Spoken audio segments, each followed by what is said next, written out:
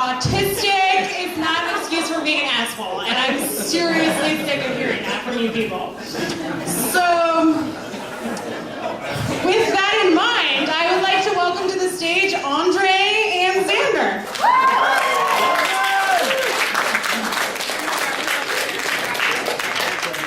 Sure. Are you shy?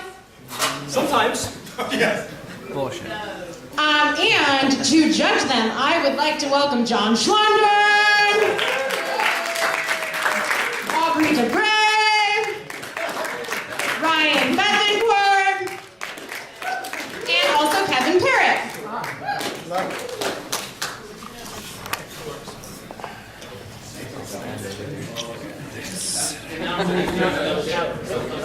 Okay, how's this? How's this? That's why it's fine when you're not. How's this? Okay, how's this? So if I shout, I should shout over here? Yeah. Okay, thank you. You're an introvert that I like, John Ferber.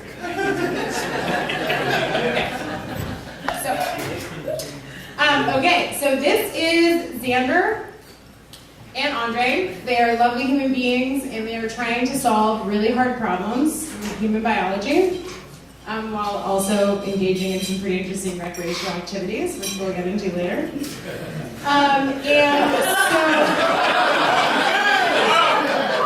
So because I have a little bit of trouble following people like them when they're talking about what it is that their science actually does, I brought a board and some pens in case you guys want to draw pictures. But remember, we're a little bit short on time, so we have to be speedy. And so I am just going to hand it over to you guys, and I'm going to ask you what it is that you're doing and why you think it's super important for the human condition. I would say that most immediately we are working to decouple determinism from genetics using the nanotechnology that can perform genomic modifications at high efficiencies. What? Well, So you saw on Mark's slide how delivery is a huge problem. That's what we're trying to solve at a fundamental level. We have some multi-layer precisely targeted nanoparticles that can do progressive unpackaging, target any cell in the body, and release a whole bunch of different kinds of payloads. Cool. So I'm not going to participate too hard in this. I'm going to let you guys ask them questions, and I believe a couple of you know about what they're doing, and maybe you don't, I don't know, but let's just open this up for a conversation between you guys and them. So what questions do you guys have for these two young biotech entrepreneurs? Microphone. Hello? Hi, John. I admire what you're doing. How does that make money? Ooh. Well, you would think that fixing people would be automatically profitable, but there's this whole regulatory hurdle. So, we're taking on a number of things. Well, one of the things that we can do is probably make mice be knockout mice from street mice. We can do remove and replace mutations using nanoparticles that localize to a number of organs. What are knockout mice? What are knockout mice? Ooh. Before you disappear down that rabbit hole, let's back up a bit. So transfection is the first thing. Transfection is the biotechnical way of introducing genetic material from one place to another. Really important in like everything. But unfortunately, current methods like electroporation, gene guns, they all kind of suck. They kill a lot of cells. They aren't so good, and they're not precise at all. So we are empowering researchers with better tools to do that. bad color. Black. Right louder. What do you like? How are you going to fix this? You can't even color. Come on. And physically can't plug, so you can't decide. You can see that. Yeah. Keep talking, Xander. Alright, so the second thing we're doing besides transfection reagents for scientists is we're trying to do therapists, because gene therapy has a lot of therapeutic applications. Right now we have a lot of validation data for osteogenesis imperfecta, where bones just kind of break on themselves. And we're hoping to commercialize that into a cure fairly readily. And our first cluster of pathophysiology is going to be blood and bone marrow related, so thalassemia, sickle cell anemia, and cholesterol metabolisms. And we'll see what we can do from that. Right. What data do you have at the moment? What have you actually done? Oh my god, we have a lot. So, can you narrow that just a bit? No. Okay. As of 2 weeks ago, we have preliminary data validated by a CT of 6 mice that were injected with nanoparticles creating a high bone mass mutation. They are showing mineralization within their bone marrow, and they are all osteogenesis imperfecta mice with a variety of collagen mutations causing them to exhibit low bone mass. In vitro, taking primary bone marrow cells from their bone marrow, we have found that they produce 5 times more mineralized matrix in the 25 days following a deletion of the star codon to SOST. And also we've done remove and replace mutations with the LRP5 receptor, which it binds to, and a bunch of other stuff relating to timed and burst releases of a variety of payloads. Right, okay, now I can ask a more specific question. So, what data do you have in vivo in your mice with regard to the penetrance? With what proportion of cells that you're trying to target actually get genetically modified? The mice are still alive, so we have that data yet. However, in vitro, we have gotten 80% knockdown and downstream signaling corresponding to those cells not being dead. 80% knockdown measured in what way? Measured through mRNA expression, as well as the downstream signaling associated with the lack of the antagonistic protein. Right, okay, now. What percentage of cells? What percentage of cells? We have gotten anywhere between 50 and 70% of cells to be transfected without targeting elements embedded in the outermost compartment of the nanoparticle.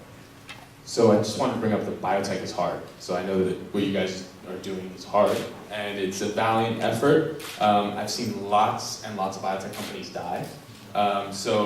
And this technology is interesting. There are at least a couple of dozen research centers that are working on nanoparticle technology.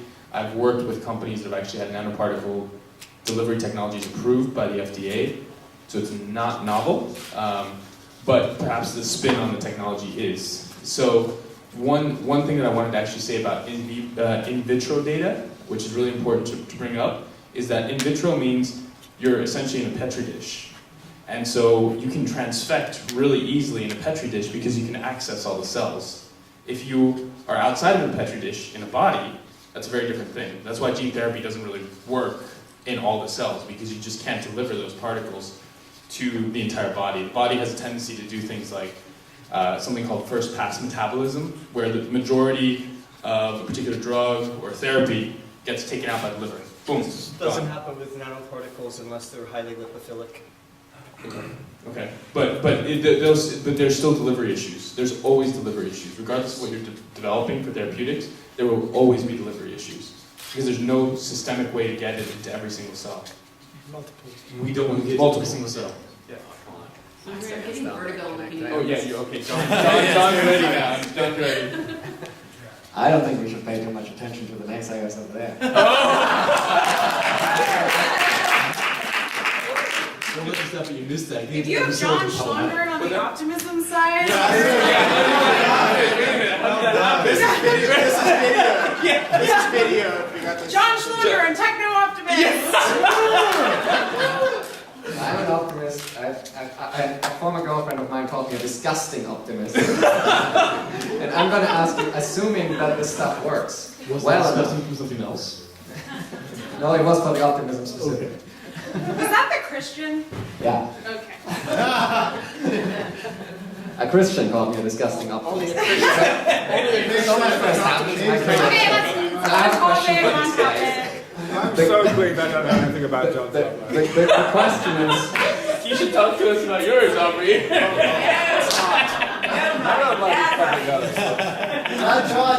On topic! the question is, assuming your technology gets into 80% of the cells of an existing human, how does that help us cure aging? Depends on how we want to do that. If we want to cure genetic diseases, that's increasing the life expectancy for people who would otherwise die. No. For you specifically, I would say we need to like bathe you in jelly. Yeah. Start with that. Jelly, we're producing nanoparticles, perhaps to do vitamin B3 in the nucleus. Sounds fun, but tell me, what's in the particle? What does it change about how my body works? How are we going to cure aging? So unfortunately, this is a case where we run into the fact that trying to pitch anti-aging in and of itself doesn't really work for getting funding and getting going. So we have to target pathophysiologies that are rare for orphan diseases to get going at all. But down the line, hopefully we can tackle more aging-specific things like sirtuin proteins or NAD+ expression in nucleus in different cells, or even to directly degrade lipofuscin in neurons. Coming from one of the sense platforms is senescent cells. That's what I'm doing my PhD thesis on. And there was a recent paper put out from the Mayo Clinic where you target senescent cells specifically by taking advantage of the fact that they are P16 positive and P16 cells stop growing.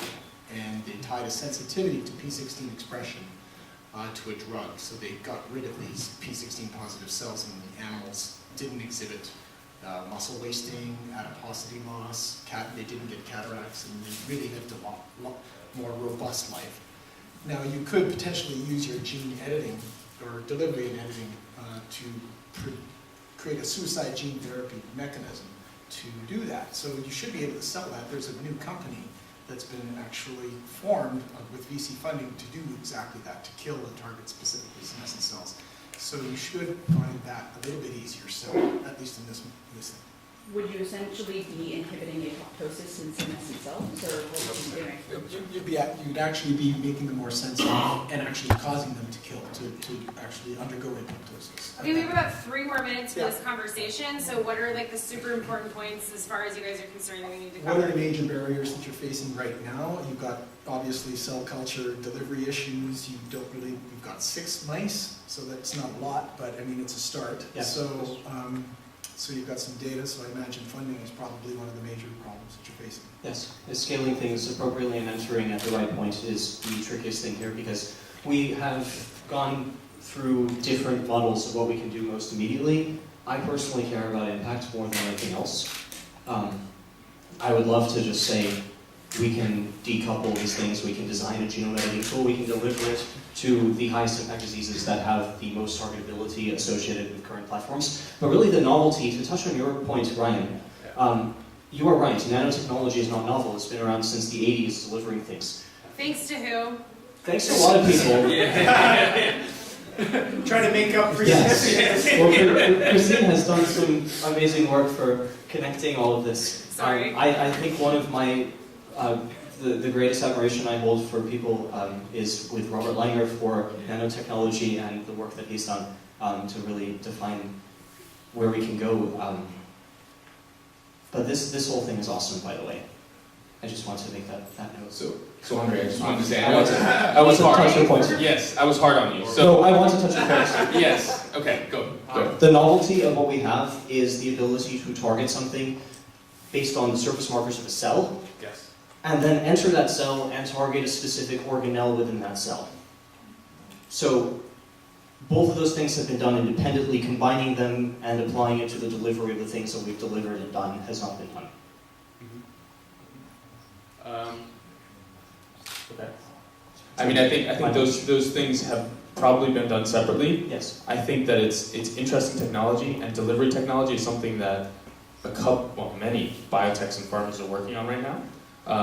But it is a valiant effort, and I think that if it can be used to treat certain diseases like osteogenesis imperfecta, which are orphan diseases, that's great, right? Because no one approach will necessarily work. So we need a plethora of approaches. So I think it's just important. Like, I just wanted to go kind of hard in, because I think there's a lot of fantasy thinking in the Immortalist community, and I think we have to be realistic about how hard biotech actually is. This is not programming, this is hard work. Hey!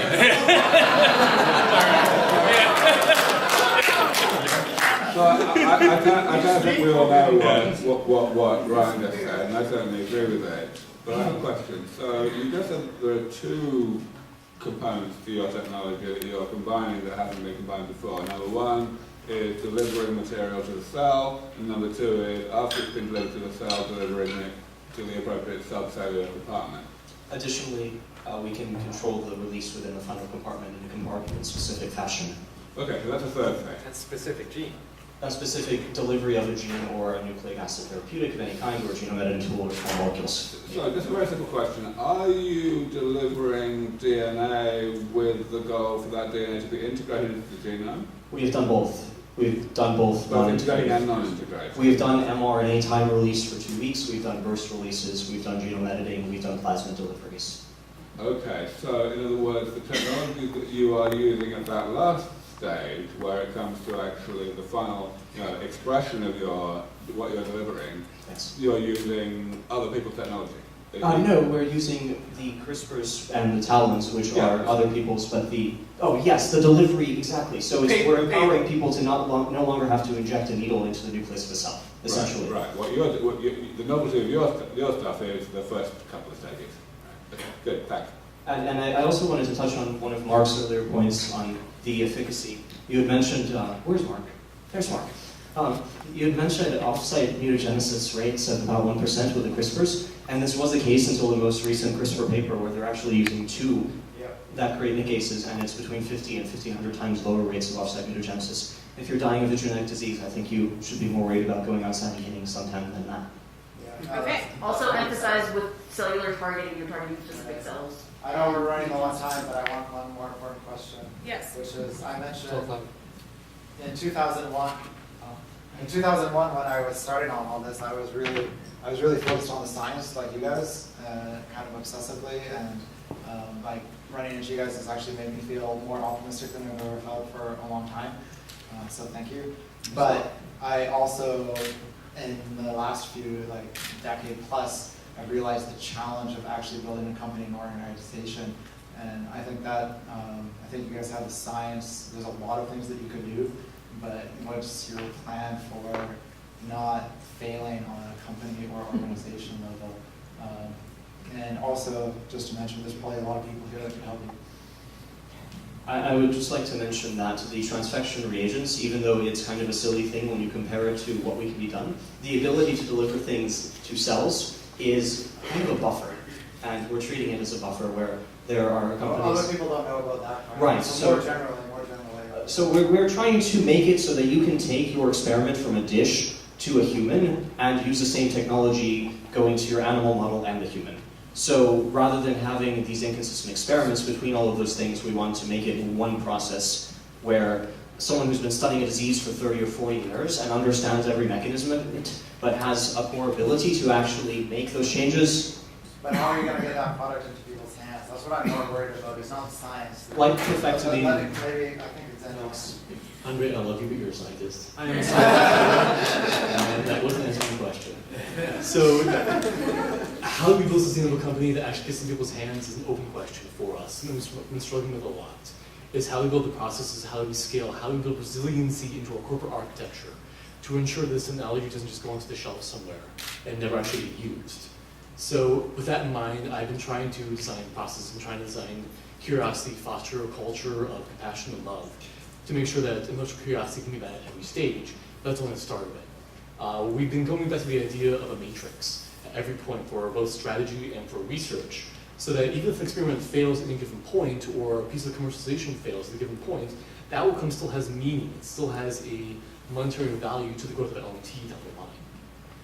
I want to see that matrix. Okay. So we are super low on time. What is it so important? Well, I think no. I mean, I probably understood about 10%. Like I've oh my God, here we go. You said maybe. Thank you. You're done. So I think I don't know. You're still raising your hand. It leads me to believe it's not important. Sit down. So I